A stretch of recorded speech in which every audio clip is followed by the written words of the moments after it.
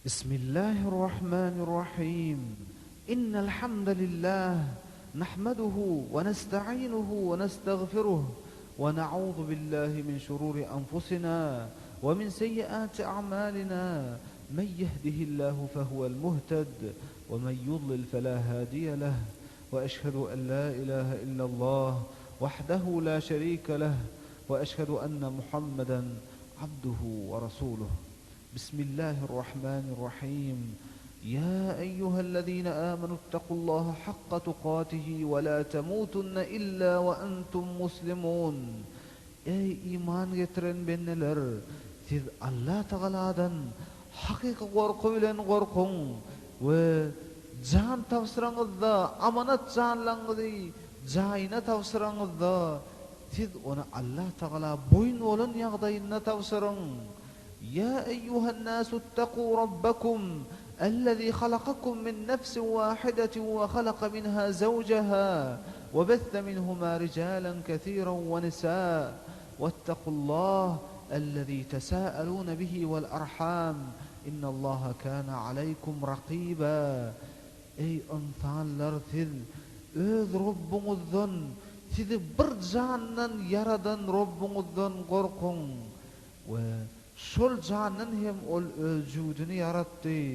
Sonra şol cüvütlerden erkek ayalları yerin yüzüne yayrattı. Ve Allah Taala'dan sorulacak zatlarınızdan, yani karındaşlık katnaşıklarını kesmeklikten korkun. Çünkü Allah Taala sizin her bir ýagdaýlaryňyza ihwan bolup duranlar.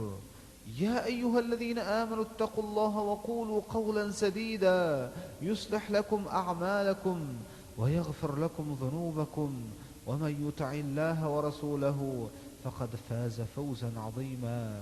Ey iman getiren benneler, siz Allah Taala'dan korkup dürüst sözi, hak sözi aydın. Eger de siz şeyseniz Allah Taala sizin işlerinizi düzeldir ve sizin hemme günahlarınızı mağfiret edip bağışlar. Eger de kim Allah Taala ve onun peygamberine boyun olsa, ol en ulu utuş kazanan insanlar. Fe inne asdaqal hadis kitabullahi Taala ve hayrul hedi hedi Muhammed ve kullu bid'atin zalalah ve kullu zalalatin fi'n-nar. En hak sözlerin hakkı hem Allah Taala'nın kitabı olan Kur'an-ı Kerim'dir ve yolların en hayırlısı hem Muhammed sallallahu aleyhi ve sellemin koyan yoludur ve şol yoldan çıkan zatlan hem bid'attır ve her bir bid'at hem adaşmaklıktır ve her bir adaşmaklık hem ottadır. İdi Müslüman doğullar, size Allah Taala'nın rahmet salamları olsun. Esselamu aleykum ve rahmetullahi ve berekatuhu. Biz size bugünkü yazgymyzda köplerin mübtela bolup giden haramı hakda, hatta köplerin onu haram hem hasaplaman, şol işlere katnaşmaklygy özüne ulu bagyt taýyp ýören haramı hakda köpüýümizin bu hakda kän bir ilmimiziň bolman, şol haramlyga ulaşyp şonu hem ulu sowap iş hasaplap ýören ulu haram işimiz hakda ol hem aýdym hakda bolar. Bu hakda biz Büyük Kur'an-ı Kerim'den ayetler, hadis şeriflerden hadisler, şeylede büyük ulemalardan, mezhep ulemalarından deliller getirip öz aňymyzdaky bu haramlyga bolan ters düşüncelerimizi inşallah şu büyük sözler bilen täzelemeklige indi şu wagt pursat ýetdi. Şonu inşallah pursatdan peýdalanyp şu haram zatlardan gaçmaklygy Allah Taala bize şol haram zatlardan gaçmaklygy üçin egsilmez iman bersin. Allah Taala Kur'an-ı Kerim'inde mübarek ayetlarda şeýle buyurýarlar. Bismillahirrahmanirrahim. ومن الناس من يشتري لهو الحديث ليضل عن سبيل الله بغير علم ويتخذها هزوا أولئك لهم عذاب مهين وإذا تتلى عليه آياتنا ولى مستكبرا كأن لم يسمعها كأن في أذنيه وقرا فبشره بعذاب أليم. Adamların içinde şeyli bir adamlar vardır. Olur insanlar azdırmaklık üçün boş sözleri satın alırlar. İnsanlar ılımsızlık bilen adaştırmak niyetinde boş sözler satın alırlar. Ve Allah Teala'nın ayetlerini hem oyuna sayarlar. Şeyli adamlara harlayıcı, ilginç azaplar vardır. Haçanlı şeyle pitint adamlara sen Allah Teala'nın ayetlerinden bir zat okap beraysan, eğer de olan huzuruna büyük ayetler okulaysa, ol tekebbürlük edip yüzünü soğur, hamala kulukir olup eşitmeyen yani özünü alıp barar. Şeyle adamlara ey Muhammed sallallahu aleyhi ve sellem hiç çekip çıdap bolmacak ıncıdıcı azapların qarşıyanlığı bilen boşla deyip Allah Teala şu mübarek ayettaki Allah Teala'nın lehul hadis boş sözler diyani aydın saatlar deyip alimler tefsir ediyorlar. Ve İbnül Qayyimul Cevzi rahmehullah İgâthetul Lehfaniyen kitabına aydın saat hakkında şeyler belliyorlar. Yani iblis Allah Teala'nın düşmanı olan iblis şeytan yürü ecil ilmi şeyle de aklını ulunup bilmeyen dinine boyun olup bilmeyen cahil nadan adamları adaştırmaklık için Allah Teala'nın yolundan Kur'an-ı Kerim'den adaştırmaklık için aydın saatları saat kurallarını ulanıyor. Ve sonra şol aydın saati dinlep şoňa adatlanan adam soňa karşı şoňa çümüp gidip şonsuz durmuşunu gözüne getirip bilmeýän başlaýar. Çünkü ol şeytanın Kur'anı olup durýar. Ve şeýle de Allah Teala bilen binnen arlygyny aydın saat hiç bügütüp geçip bolmajak uly perdeni örtüp goýýar. Şeýdip sen aydın saat dinleýän adam Allah Teala bilen düp götür ağırlık kesilýär, gatnaşyk ýok bolýar we şeýdip Allah Teala ol bendisinden bizar bolýar. We galyberse aydym saz zynakeş adamlaryň, lewati adamlaryň çüflemesi bolup durýar. Ýani şol aydym sazlar bilen adamlar çüfläp ýoluna hazırýarlar. We şeýle de aşyk bolup zyna edip ýören aşyk öz magşugyna yetişmeklik üçin şonu eline alıp islen zadyny etmeklik maksadyna yetmeklik üçin oňa aydym sazy dinlediýär. We şeýdip hem ol şeýle öz magşugyny awlap bilýär. We şeýle de şeytan batyl nefsleri, batyl adamlary şol aydym sazyň üstü bilen awlaýar. We şeýle de ol her hili adamyň ýüregine şubuhlar salyp Kur'an-ı Kerim'i soňa adam halaman galyan derejäçili eltýär. İmam Malik rahmehullah aydym saat dinlemeklikden gaýtararlar. We haçanna ol bir gul satyn alyp ol hem aydym saat edýän gul bolaýsa onu satyn alan ýerine gaýtaryp berip bu gulun bir aýby bar eken ol hem aydym aýtmaklyk diýip onu aýp saýyp ýyna aýtyrýan eken. We haçanna Malik rahmehullahdan Medine halkynyň içinde aydym sazy ruhsat berýänleri bar ýalak diýip sorarlaryna ol aýdýar innema yef'aluhu indana al-fussaq. Bizim ýanymyzda onu diňe fasıklar, bozuklar ediyor. Arasda adamlar aydın sazy bilen işleri ýok diýip aýdan. Abu Hanife İmam Agdam aydym sady şeýle ýigrenýän alimlerden eken we onu ulu günälerden hasaplaýar. Ve şeýle de beýlik mezhep alimler hem şeýle. Abu Hanife mezhebi, İmam Agdam mezhebi aydym zat hakynda iň şeýle bek sözleri aýdan mezhepler. Ve onun aýdan sözi bu hakda gaty, uly, haram hasaplaýar. Hatta Abu Hanifa'ň okuwçylary we onun eginleş alimleri aýdym saz edýän saz guralarynyň hemmetini dinlemekligem, çalmaklygam haramdan saýýarlar.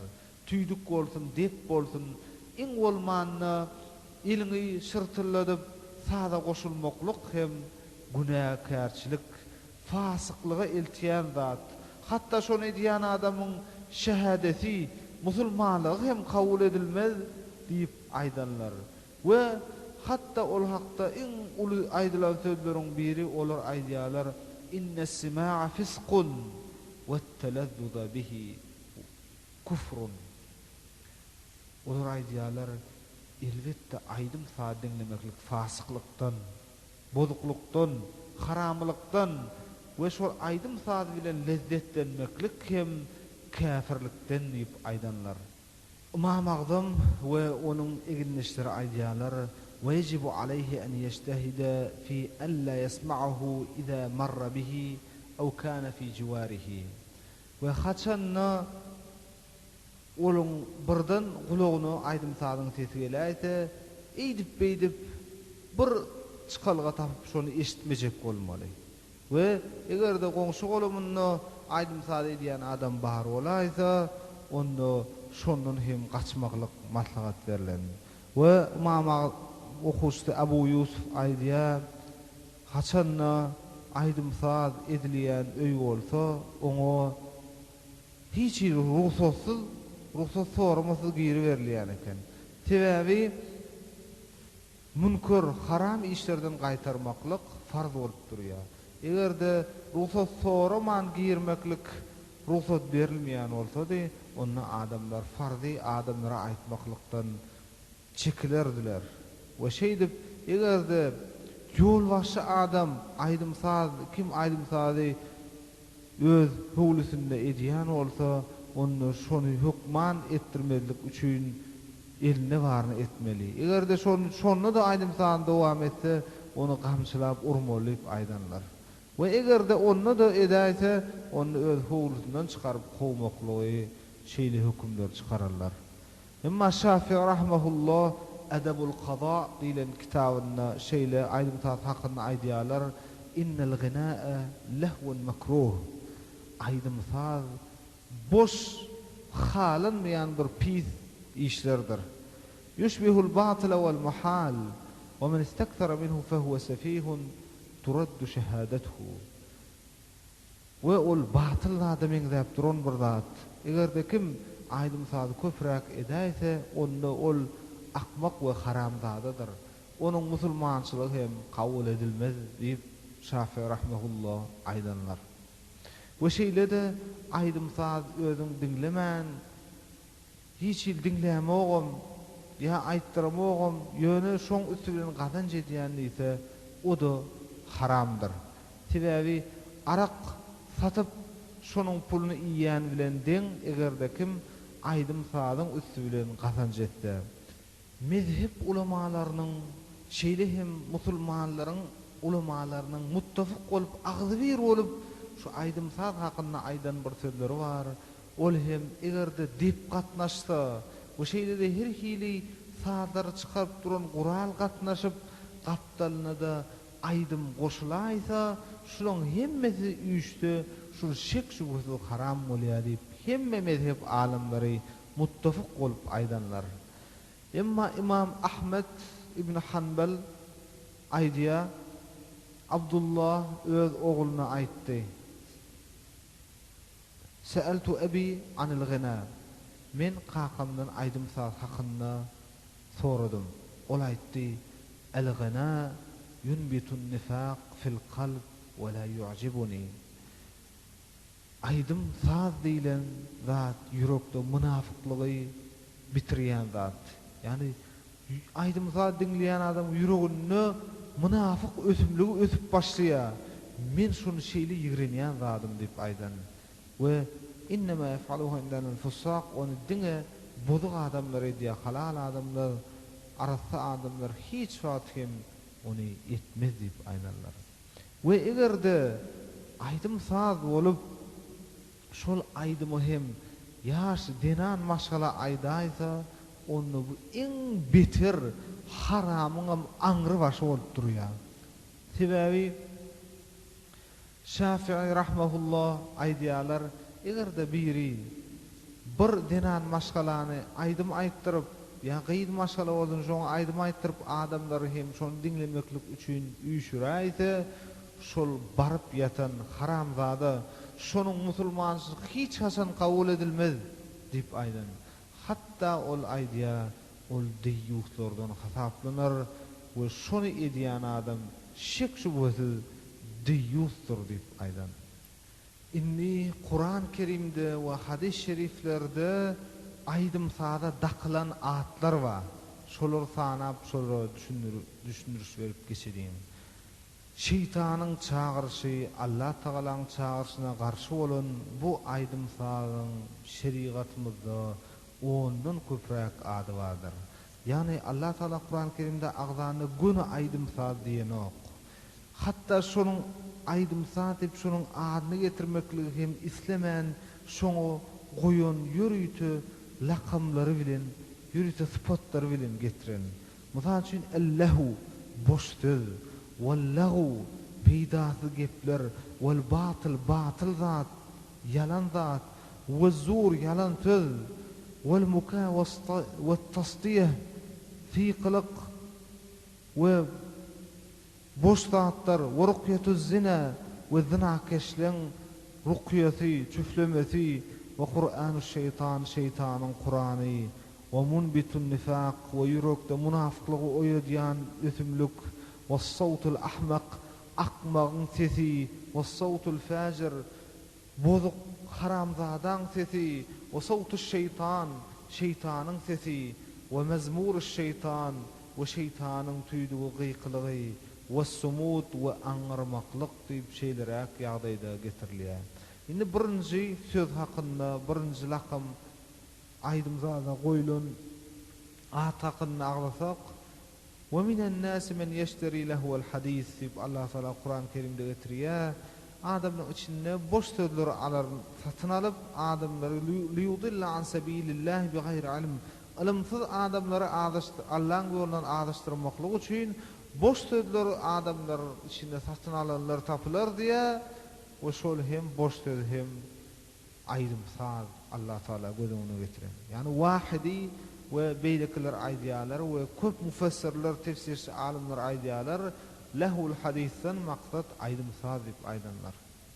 Inni Allah Taala'nın bu mübarek ayetdagi aýdýan adamlary boş sözler satyn alyp adamlary adaşdyrjak bolup ýören adamlary giden kanser dallaryny ummasyz pullar gidirip gurnap, nähili çykyşlar gurnap, näçe aýdymçylar üýşürip aýdym saz gurallaryny giden ummasyz pullar sarp edip diskoteka diýdimi, ya kafe barlar diýdimi, ya beýleki kanser dallar diýdimi, şulary çykýan çykdaýjylaryň sany sajagy ýok. Emma adamlary şu zatdan şu tak gelýän adamlar özlerini adaşmaklykdan başga gadanýan zatlarym ýok. Şoň üçin Allah Taala şunça mallaryny satyn alarlar, emma nesibeleri diňe adaşmaklyk bolar. Şoň üçin şeýle iş edýän, şeýle ýollary mallaryny sarp edýänler üçin uly kanser zallaryny gurnap, uly diskotekalary gurnap, aýdym saz ugurny, saz urallar ugurny mallaryny, pullaryny sarp edýän adamlar üçin ýürüýti munyň hem jaýy boş goýulmaýar. Peygamberimiz sallallahu aleyhi ve sellem'den şeýle bir hadis bul adamlar üçin boşluk hukmunu, bul adamlar öz edýän işleriniň boş geçýändir diýip gynanmadylar. Olar üçin Peýgamberimiz sallallahu aleyhi ve sellemden şeýle boşluk habary bar. Men istema'a ila qayna subba fi udhunayhi'l anik yawmal qiyamah. Egerde kim aydymçy gelinde şoňa üpsün etdi, aydymsany gurnamaklyk üçin pul sarp etdi, tafawudy ýok. Şol aydymam dinlese, şoň gulagundan kıyamat gününde gulagyny gurşun goýlar diýip aýdýar. Şeýle zatlar üçin malyny sarp edýän, aydymsaz mejlislerinde oturup aydym dinleýän adamlar özleriniň gulaklaryna kıyamat gününde gurşun goýuljokdygyna rady bolup oturuverdiler. Ýogsa da rady bolmasalaram şol haram işlerinden el çekip towa etmekleri lazım bolup durýar. Haram, aydymsazyň haramlygyna ýekiji adam özi hem delil bolsa gerek. Aydymsaz bilen meşgul bolýan adamlaryň hemmeti azgynlarlar. İçinde hak ýolda gidip ýürüp arasdan tapaýmak gaty kyndyr. Aydymçy adam hem arakkeş bolar, hem zinakeş bolar, hem triyekkeş bolar, hem geroinkeş bolar. Hemme adyny tutan haramlygyny çykardyrar. Bu bolsa şol aydymsazyň haramlygynyň şek şübhesiz şaýadydyr. Egerde olary Kur'an-ı Kerimden ayetler okap beräýseň, olar gulak kerýär bolup ondan ýüzlerini sowurlar. Hiç wagt aydymsaz dinleýän adam Kur'an-ı Kerim'i dinläp çydap bilmedi, ýarylajak bolar. Egerde Kur'an dinleseň, edi şonuň ýaly Kur'an dinläp Kur'any adatlanan adam hem hiç wagt aydymsaz dinläp bilmedi. Sebäbi iki tane zıt zat, iki tane birbirine karşı zat hiç fatihim bir yürekte birleşmez. Bir yürekte aydym bilen Kur'an-ı Kerim birleşmez. Ya aydym galar ya da Kur'an-ı Kerim galar. Inni birinci aydymsazyň ady şeýleräk. İkincisi, üçüncüsi zur we lagu diýen atlar. Zur yalan söz, lagu hem boş peýdasy zat diýen manysynda Allah Taala Kur'an-ı Kerimde aýdýar: "Wellezine la yeşheduna az-zura ve iza marru bil-lagwi marru kiraman." Musulmanlaryň syfatlarynyň tanyya olar hiç wagt hem yalan mejlislere gatnaşmadylar. Haçanda aydymsaz edilýän mejlisleriň ýanyny geçenlerine olar özlerini hormatlarlar. Ol mejlise baryp oturmaklykdan, özlerini şeýle har ýagdaýa salmaklykdan gaça durup olar özlerini hormatlap ol mejlislerden ýüz sowurlar. Muhammed ibn al-Hanafiyye diýilen alim aýdýar, şu ýerde zur sözi aydymsaz diýip aýdan. We haçanda musulman adam aydymsaz edilýän ýeri badygyny eşitdi, şol ýeri barmaklykdan gaça durar. Müşrikliň, käfirliň, bozuklyň mejlislerine baryp oturmaz. İbn Mes'ud, Abdullah ibn Mes'ud radıyallahu anhudan rivayet edilýär. Hasanna ibn Mes'ud radıyallahu anhu bir aydymsaz edilýän mejlisiň ýanyndan geçenne ýüdüni sowup ol ýerden tiz gaýdan. Şonda Peýgamberimiz sallallahu aleyhi ve sellem ibn Mes'ud'un bu amalyny ýaşy görüp oňa aýdýar: "In asbaha ibn Mes'udun lekariman." Elbetde ibn Mes'ud bu işi etmeklik bilen özüni hormatlady. Egerde ol aydymsazyň içine gidip oturan olaýsa, onu iň har derejä saljakdy diýip aýdan. We Allah Taala da aydymsazdan ýüz sowýan, boş sözlerden ýüz sowýan bendelerini taryplap aýdýar: "Ve iza sami'ul lahwa ahrazu anhu." Hasanna aydymsaz gulaklaryna geläýse, ondan ýüz sowurdylar. "Ve qalu lana a'maluna ve lekum a'malukum." Ve aýdardy olar: "Bize öz işimiz, size de öz işiniz, bize öz Kur'anymyz, size de öz bozukçylygyňyz" diýip hiç wagt aydymsaz edýänler bilen diň oturşmazdylar. Musulman adam hiç wagt oturşmam bilmez olar bilen. Dördüncü aydymsazyň atlaryndan ol hem batıl diyen at. Ve kul ja'al haqqu ve zahaqal batil innel batila kana zahuqa. Ayt ey Muhammed sallallahu aleyhi ve sellem, hak gelli, Kur'an gelli ve batıl yengilli. Batıl khar bolli, Kur'an gelli ve aydym sal khar bolli.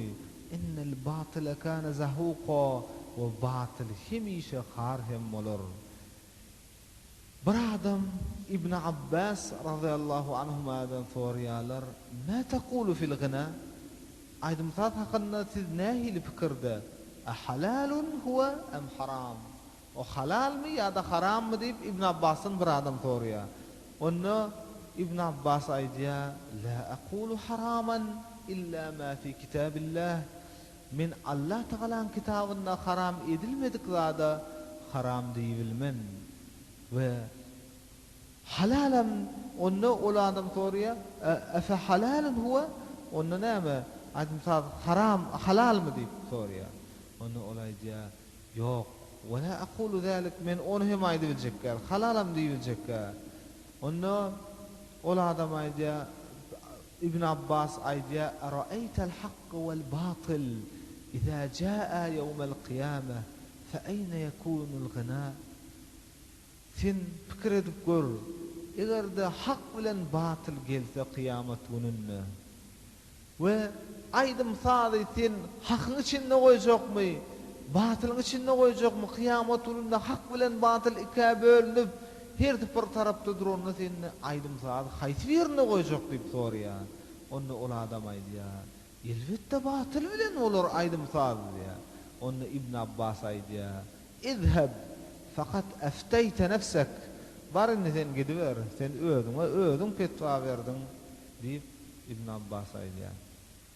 Ve İbn Abbas bu ýerdäki aýdym sadan maksat sarwa adamlarynyň ýöne köýje bir aýdaýança sözleri, onu ne arak öwliýe, ne bir zina hakynda aýdylýar, ya beýlek lowatlyk hakynda, ya beýlek haram işler, odulluk, zenan maşalan odullugy öwlüp zat edip süýü hakynda däl ol. Ýöne sarwa adamlarynyň sarwaçylyga degişli aýdýan aýdym saatlaryna şeýle batyl diýip İbn Abbas aýdan. Inni aýdym sadyň 5-nji ady ol hem el-muka we tasdiye. Yani Allah Taala kafirler hakynda habar berip aýdýar, "Wa ma kana salatuhum 'indal beýti illa mukaa'a we tasdiye." Yani kafirler, müşrikler Käbäň ýanyna baryp namaz okanlaryna diňe olar sykylyk çalyp, çapak çalyp, sykylyk çalyp şeýdip namaz okap, ýalňaç ýagdaýda Käbäň daşyndan aýlanardylar diýip aýdýar. We berden maksat hem aýdym zat edýän adamlar hem tüýdük çalýan ýa beýleki her hili ses edip ses çykarýan guralar çalýanlar hem şu ýanky giyimsiz Käbäň daşyndan çapak çalyp, sykylyk çalyp aýlanýan adamlara meňzeýärler. Şoň üçin şu Allah Taalaň ýamallaýan haram işine şolar hem degişli bolup durýarlar. We şonuň üçin hatda çapak çalmany erkekler üçin hiç halynmadyk da şeriatda. Şol sebäpli hatda namazda da ýalňyş aýtalar subhanallah diýip aýtmaklygy, çapagy diňe aýallara haslamaklygy şu ýerden hem gelip çykan. Emma 6-njy ady aýdym sadyň ruqyatuz zina, zina keşleriň çüflemesi diýip aýdylan. Bu hakda da İbn Abi Dunya aýdýar, "Maňa Muhammed ibn al-Fadl al-Uzdi habar berdi, aýtdy, yani ol Hutay'a diýilen ýere barýar. Yani şol ýerde bir adamlaň öýüne, bir Araplaň öýüne düşlýär. We onuň gapdalyna da Muleyke diýilen gyzy bar eken. We haçanna ol şol Araplaň öýüne düşläp giýjäň bir wagt bolup gidýär. Burdan ol aýdym sadyň sesi eşdilip başlaýar. Onu ol adam aýdýar öýüsine, "Kuffa hada anni." Sen aýdym sady kestir, dip aýdy. "Wa ma takrahu min zalik?" Onda olayja, "Näme aýdym zadyň, näme erwet yer bar? Diňlede otur da näme serwedоň?" dip aýdy. Onda olayja, "Innal ghina ra'idun min ra'datil fujur." Elbette aýdym saz bozukçuluň biridir. "Wa la uhibbu an tasma'ahu hadihi." Min gıýdym şonu diňlemekligini islam ok. Egerde aýdym sady ýatyrsaň ýatyrarsyň, ýogsa men öýüňden çykyp gitjek dip aýdan. Teredin öz maşgalasyny gawanýan erke adam hukman öz maşgalasyny aýdym sady diňlemeklikden gaýtarýar. Egerde kim öz maşgalasyna aýdym sadyň paş bolmaklygyna üns bermän ýöräýse, onda ol deýus boljakdygy şek şüphesizdir. Ve elbette belli zatlardan egerde bir dinan maşgalany bozukçuluk etmeklige yrjak bolsaň, onda şol oglun öz dinan maşgalasyna öz gıydyna hukman aýdym sady diňletjek bolýar. Sebäbi aýalyň akly gulagynda diýilşi ýaly aýdym sady şeýle yrlýan zat aýal maşgala. Şoň üçin egerde haýsy bir gyzynan maşgala aýdym sady diňläýse, erkege boyun bolup yumşap galandygyny duýman galýar. Şoň üçin haýsy bir ýerde aýdym sady paş boluberdigiçe, şol ýerde zynan hem köpeljekdigi şek şüphesizdir. Sebäbi dinan maşgala sadyň seslerini tiz boyun bolagan bolýar. Sebäbi köplen çagdaýda şoňa täsirlenýär. Şoň üçin dinan maşgalany her näçe aýdym sadan daş taklabildiň, şonça da bagatly boljakdygy şek şüphesizdir. Emma münafıklyk dörü diýen ady bar. Aýdym sadyň 7-nji ady. Ol hakda İbn Mesud radıyallahu taala anhu aýdýar: "El-gina yunbitu an-nifaqa fil qalb kema yunbitu al-ma'u az-zar'a." Aýdym saz ýürekde münafıklygy oýurýar, münafıklygy dörediýär, ösdürýär. Edil suwuň ösümligi ösdürşýäli. Ösümlige suw goýsaň näil ösýän bolsa, ýürekdäki münafıklyk hem ösdürýän zat aýdym saz. Elbette ýürek münafıklyk bilen boýular, haçanda ol aýdym saz diňlemeklige adatlansa. Egerde musulman adam, göwni pes adam, akylly adam, imanly adam, İslam beýikligi bilen beýiklenip ýören adam, Kur'an bilen Kur'anyň süýjüliginden dadyp Kur'any okap lezzetlenip ýören adam hem birden aýdym sady diňläýse, diýetine akly kemeler, we şeýdip hayatyny hem ýitirir, we şeýdip adam kärçiligi hem gider, we şeýdip onuň haýwaty hem gider, we şeýdip ondan göwni peslik hem gasar, we şeýdip oň bilen şeytan hem şat bolar we onuň imany Allah Taala şikayet eder we onuň Kur'any hem ýürekde durmaz we Kur'an aýdar: "Ya Rabb, la tajma' beyni we beyne Kur'an aduwka fi sadrin wahid." Ya Rabb, men bilen aýdym sady bir ýürekde goýma beri. Egerde meni diňlese, meni onuň ýüregin. Egerde benne aýdym sady diňlese, meni onuň ýüreginden çykar diýip Kur'an-ı Kerim Allah Taala ýalbarar. We aýdym sady diňleýän adam mundan öň ýigrenip ýören zatlary onuň üçin gowdat bolup başlar. We gizlin saklap ýören zatlaryny paş edip başlar.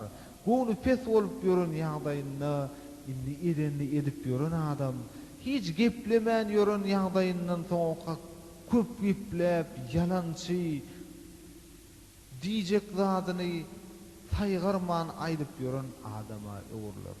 Soňa waka kellesini ırap başlar aýdym sady diňlese, egillerini silkip başlar, aýagyny ýere urup başlar we näme eline düşdi şoňla tarkalladyp sadyň sesini çykaryp başlar.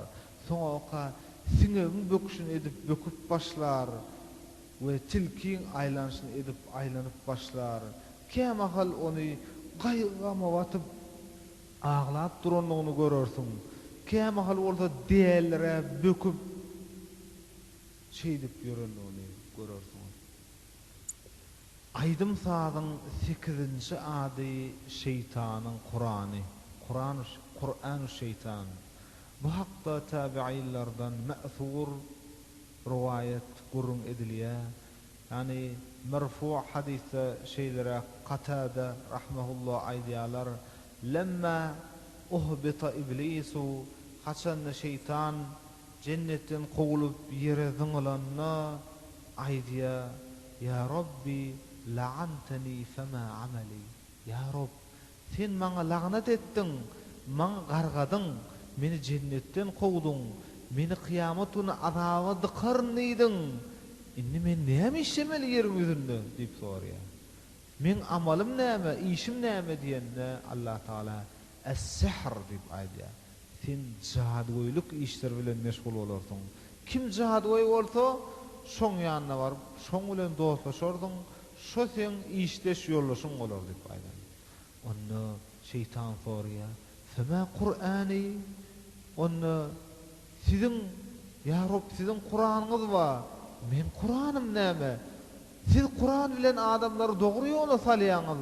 Men adamları azdyrmaklyk üçin, öz ýoluma, şeytan ýoluma salmaklyk üçin näme etmeli diýende eş-şi'r diýip aýdan. Şygyrlar, goşgular, goşgu tetirleri, ışk hakynda, süýgü hakynda aýdylýan goşgu tetirler sen Kur'anyň bolar, şeytan diýip aýdan Allah Taala. Onda ol soraýar, şeytan soraýar: "Fema kitabi?" Men kitabym näme onda? diýip soraýar. Yani men hatlam, men ýazgylam, haýsy ýazgylar diýip soraýar. Onda Allah Taala el-washm nakol kolor diýip aýdan. Yani adamlar innam janlaryny iňgeleri bilen dişip, kösönüp, eziyet çekip, şoň içine ýürüýte syýalar damdyryp, syýalar doňdurup, innam janlaryna nakol kolor goýup, ýazgy ýazdyryp ýörýärler. Şol şeytanyň kitaby şol. Onda şeytan soraýar: "Fema ta'ami?" Meniň taamym näme? Men bir ýerden iýip içmeli worna diýip aýdýar. Onda Allah Taala aýdýar: "Kullu meyte." Her bir matlyk sen iýmitiň bolar. Nirde matlyk tapsaň sen şonu iýber. "Wa ma lam yadhkur ismallahi alayh." Egerde kim mal öldürenni bismillah diýip öldürmese, şo da senki. Senem şonu iýber. Eýesem iýer senem gapdalyny hafa-hufaň bilen bulanny şol eýesi bilen bile şol maly iýber diýip aýdan. Soňra şeytan soraýar: "Fema şarabi?" Men içkim näme? Men näme içip oňmaly diýip soraýar. Onda Allah Taala aýdýar: "Kullu muskir." İslendik meýmes edici içkilen hemmeti sen içkilendir. Piwo bolsun, şampansk bolsun, konyak bolsun, tapaut ýok. Arak bolsun, islendik ady ütgäni bilen oň içindäki awy ütgäni ýok. Bar hemmeti bir zäher oň, hemmeti meýmes edip däller edýän zatlar. Şolon hemmeti piyan edici içkilen hemmeti senki diýip aýdan Allah Taala. Onda şeytan soraýar: "Fa aýna maskani?" Ya Rabb, men ýaşaýan ýerim nire bolmaly? Men nirede ýatyp durmaly? diýip aýdýar. Onda Allah Taala jogap berýär: "El-aswaq." Bazarlar bolar.